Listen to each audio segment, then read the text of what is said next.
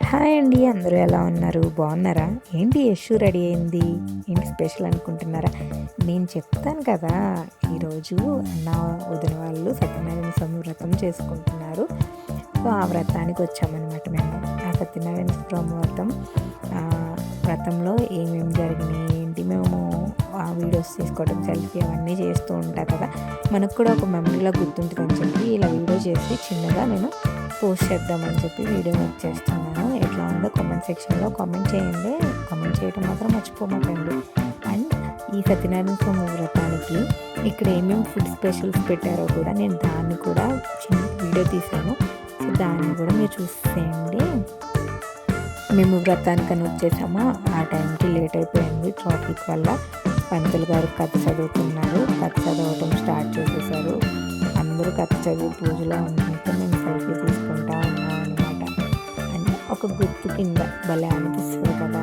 First కథ అయిపోయింది, అట్లా కథ మొత్తం చదువుతున్నారు. చాలా బాగా అనిపించింది.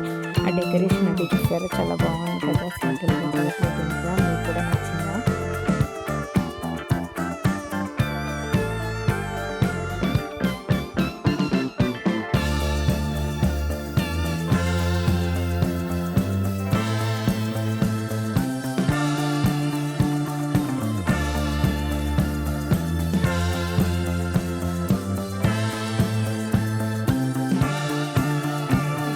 సత్యనారాయణ స్వామి వ్రతం ఇక్కడితో అయిపోయిందనమాట.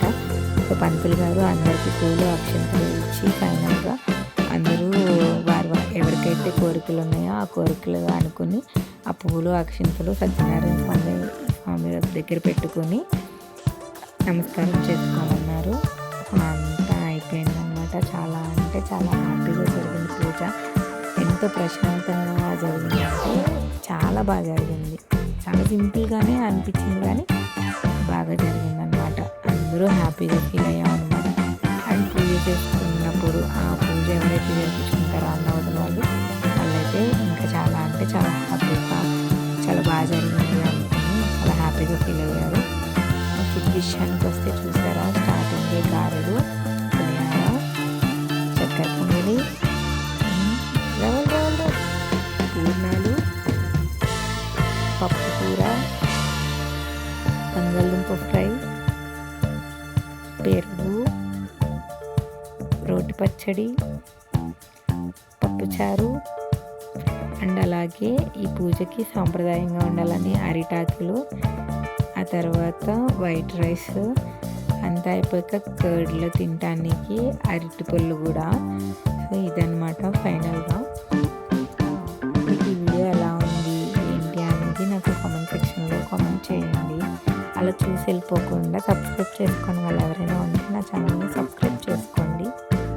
అండ్ ఫైనల్లో ఏమైందో తెలుసా, తాంబూలము అన్నీ ఇచ్చేసి అన్నవదిన వాళ్ళు అక్షంతలు తీసుకున్నాక ఈ మెయిన్ పూజ వీళ్ళ ఇంట్లో ఒక చిన్న మహాలక్ష్మి వచ్చిందనమాట. అలా ఆ మహాలక్ష్మితో మేము అందరం సెల్ఫీస్ దిగాము అండ్ అందరం గ్రూప్ ఫోటో దిగాము. ఫైనల్లో ఫ్యామిలీ పిక్ కూడా ఉంటుంది, మీరు కూడా చూసేయండి. మా క్యూట్ చిట్టి కోడలు అనమాట. అదిగోండి.